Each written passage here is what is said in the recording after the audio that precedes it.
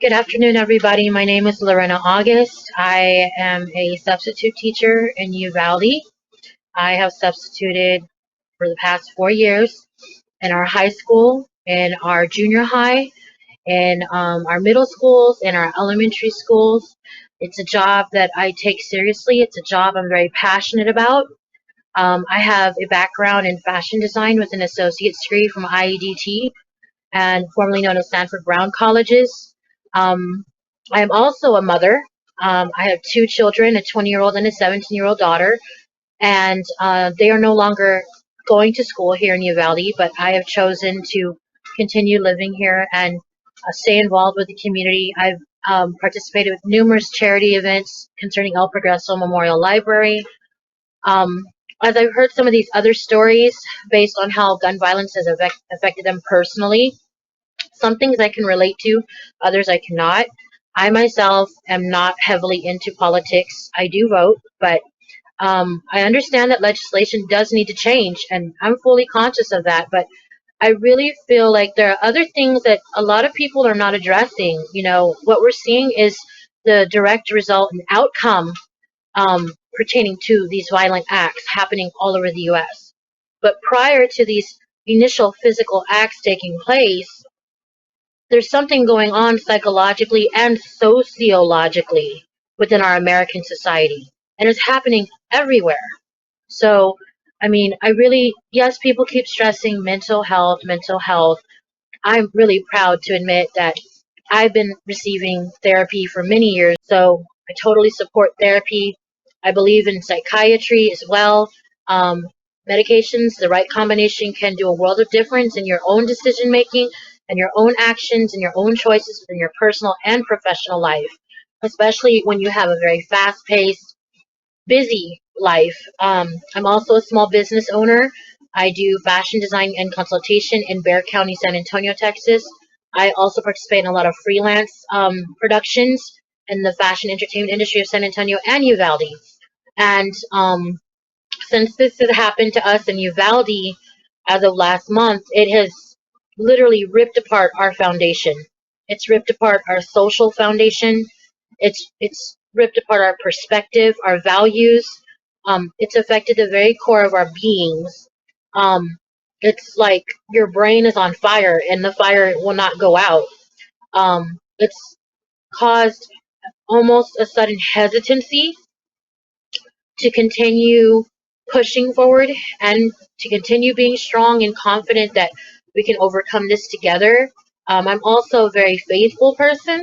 And while my faith is still intact, I feel like it takes even more courage now to get up every morning, to carry about my responsibilities, to go to work, even because I'm also teaching um, costume design this summer, getting ready for a student production that the students voted on that they wanted to carry on with Beauty and the Beast in.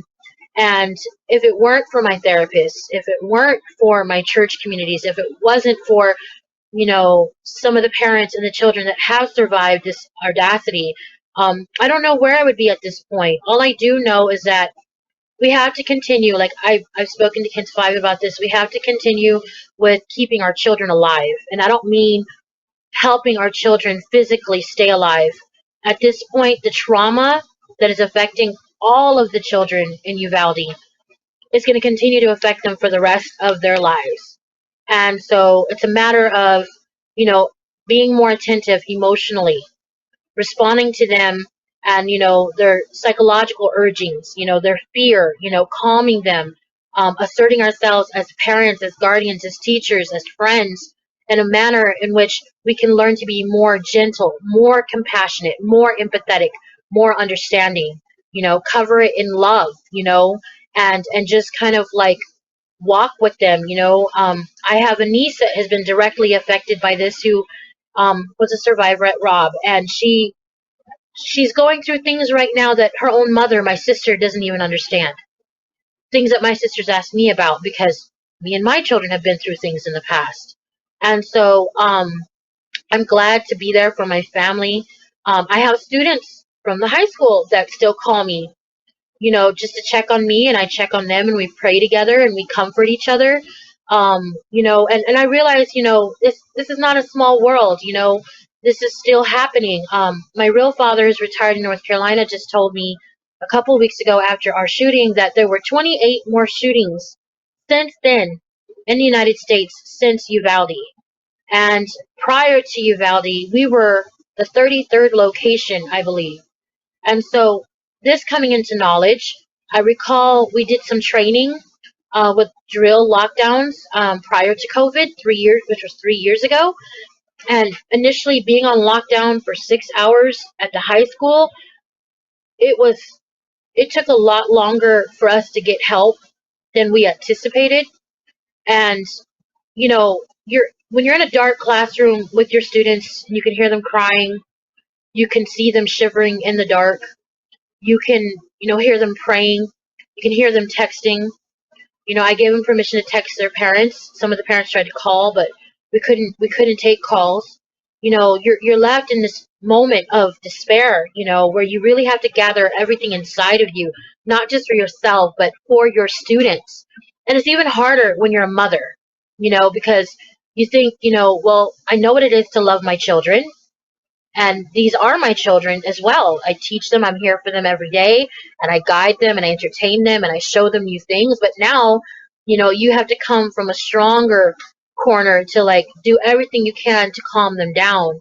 And, it was so hard witnessing my students get these text messages from their parents, from their aunts, from their uncles, from their grandparents. It's a real shooting. There's a shooter at Rob. There are children dead, and at the end of the day, learning that some of my students lost their cousins, some of my students lost their friends, some of my students lost brothers and sisters. It was horrific. And all the while realizing how the world has opened up to us. There have been people in Uvalde from all over the world, from Spain, Portugal, France, from Mexico, from Sweden, from London, from and it's just been incredible, the outpour of support and love. And now, we're a tight knit small town, and this is a great place to retire. It's a very peaceful place, Christian based place. But I look at the bigger spectrum. You know what? All those other cities in the United States that are still suffering, with losing their loved ones in the shootings and whatnot, they're still happening everywhere. We're part of them. We're part of them too now. You know, it's time for us to reach out to each other. I saw another speaker on here earlier who is a part of an organization or a foundation with Sandy Hook. That's incredible. Like, we have to be proactive. We have to learn to pay attention to each other. You know, um, this is ridiculous. The things that are this is still occurring for more than a decade now. Since Sandy Hook, since Columbine, since and we have to be more adept and more attentive, and we have to train. I felt like after surviving this that my school district needs to implement more training, not just for teachers but for substitute teachers as well, and for anybody who works on a school campus. It can't just be, oh, you lock us in and we hide in the dark and we wait. We have to learn some other way to deter situations. I feel very blessed, but everybody's right. Everybody's right. Whether we start off, if in the meantime, while we're waiting on legislation, while we're waiting on politicians, proper politicians that do care about the people, what can we do every day in our communities? From the moment we step out our doors, we lock our doors. We see our neighbors. When we're driving somewhere, if we're at a store, what can we do as just basic American citizens to support one another, love one another, try to assist or help? And, I mean, it's just, and people need to stop living this double standard and this double life persona, that everything's always gravy on the surface. Lots of times that's how it looks. And then when something finally does happen, we freak out. We're like, we never saw that coming. So I feel like there's a lack of honesty in our American society. There's a lack of honesty with ourselves. And, we have to come to this point where we take accountability not only for our physical actions, but accountability for our emotions. Because we do know, it's commonly known in the psychological world, that being emotionally unstable can drive people to do some pretty crazy things. Being mentally unstable can drive people to do some pretty crazy things. Being stressed out 24/7 and not being able to remove yourself from that situation, or feeling powerless where no one cares about your situation or nobody's available to help you, can lead you to do some pretty crazy things. And so I say that, from being from a spectrum of all ethnicities, all races. For me, it's not about black power, it's not about white power, it's not about brown power. Across the board, for anybody, if you're human and you have emotions and you have ideas and thoughts, we need to learn to take accountability and responsibility for our actions and our thoughts. We need to learn to check on ourselves to make sure we're okay before we say the wrong thing, or we go and do the wrong thing, or we get pushed over the edge to the point where we feel like, oh, I'm going to go act impulsively and respond and react. It's all in our actions. And, on another note, too, I don't know where the future of America stands. I would like to remain optimistic that, that I'm not just being heard right now by millions, but, that other people are continuing to be heard, and that we can stand together, that we can work together, that we can come to some kind of solution and resolution, and implement it, physically implement it into our American lifestyle, implement it into our American culture, influence our culture, change our culture altogether. I know I'm going to be doing my part in the fashion and art industry. This is not over yet, and my heart, my prayers go out, to Oklahoma, to California, to the Bronx. I heard about a shooting in the Bronx. I heard, to Buffalo, to Sandy Hook, to Columbine, to all the people who are still going through things, still fighting, still standing tall, still speaking, still acting, still voting. Let's just keep on going. Let's just keep on pushing forward to bring about this change. Thank you for your time. This is Lorena August, substitute teacher from Uvalde, Texas.